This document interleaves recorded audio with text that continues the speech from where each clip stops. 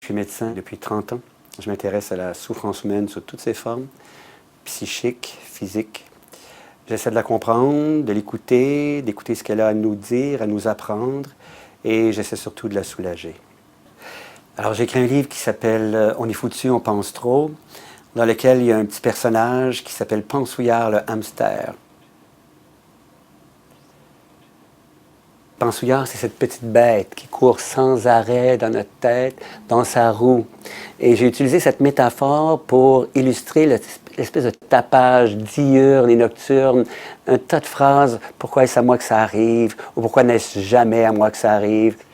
On est au supermarché, dans la file d'attente, avec nos petites poussettes, et on trouve que la caissière n'est pas efficace. Alors le hamster part à courir. Comment ça se fait qu'ils engagent des personnes comme ça ici, avec les mains pleines de pouces, blablabla. Dès le réveil, on peut déjà se coucher sur le dos et simplement placer son attention sur son souffle, sur sa respiration.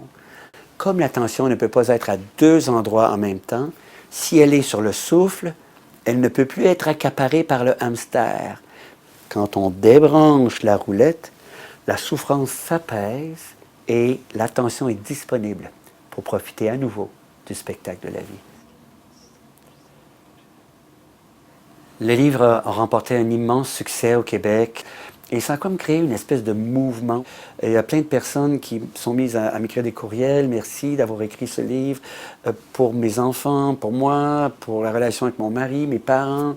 Il y a des médecins qui m'ont écrit, merci, je le conseille à des patients, il y a des psychologues. J'ai vu apparaître ça, j'ai été surpris et en même temps, je dirais heureux parce que je me suis dit, bon, c'était beaucoup d'efforts à écrire ce livre, ça a duré plusieurs années et je me suis dit, bon, c'est utile.